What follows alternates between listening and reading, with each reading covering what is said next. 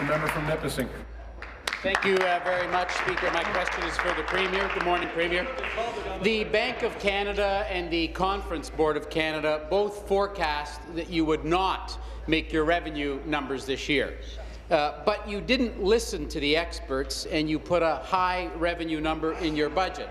Well, surprise, the experts were right again, and you were wrong again. Revenues came in $500 million lower than you told us it would be, and that's only 4 months ago. And you raided our reserves again, $300 million more out of the piggy bank, so it doesn't look as bad as it really is. The Ontario Chamber of Commerce has concluded, quote, "We are likely to reach a state of crisis unless the province cuts spending and changes the way it does business." Premier, will you please listen to the experts in the financial community and finally change the way you do business in Ontario? Minister of Finance. Minister of Finance. So, Mr. Speaker, the premise of the question is completely inaccurate. And I'll tell you why, Mr. Speaker. We have independent economists around the world and across Canada assessing the degree of revenue that we would be achieved.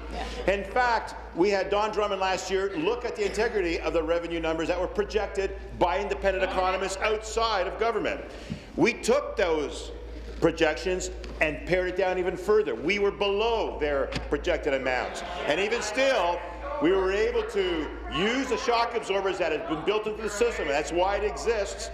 And it's also why we're borrowing $24 billion less and have $200 million in lower interest costs because of the efforts that we're taking to offset these very measures. We're moving ahead. We're on target to balance the budget by 2017-18 by taking a balanced approach, Mr. Speaker. Supplementary. Quite a pant load there. Premier, we've seen the direct result of your spending spree. You've already passed 1,600 hours. I'm going to ask you to withdraw that. Withdraw. Carry on.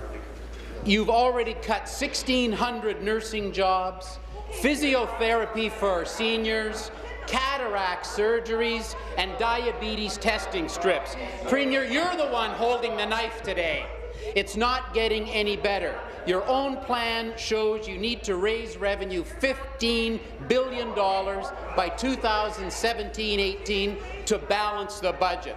But you've missed your revenue targets every single time. So, Premier, what are you going to do now? Are you going to raise taxes, as mentioned twice yesterday, more health cuts in addition to the ones you've already done, or are you going to legislate the wage freeze your finance minister announced in this House yesterday?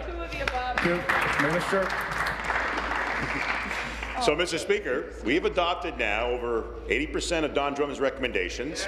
We've taken measures of austerity in a very pragmatic and appropriate way by transforming government without hampering services in healthcare and education especially, and for our social well-being. But, Mr. Speaker, as a result of that, we've become the lowest cost government per capita in Canada. So we've done our job in that regard. What we will not do, though, Mr. Speaker, is cut 100,000 jobs from the system and put people at risk, is what he's been applying for and what he's been suggesting. Instead, we have a net increase of 500,000 net new jobs since the recession. We've recovered the 300,000 plus the 500,000 more, and unemployment rate now in Ontario is 6.5%, 1% lower than last year. We're continuing to do what's necessary to promote the economy and continue to manage our program spending as necessary. Thank you. Any questions?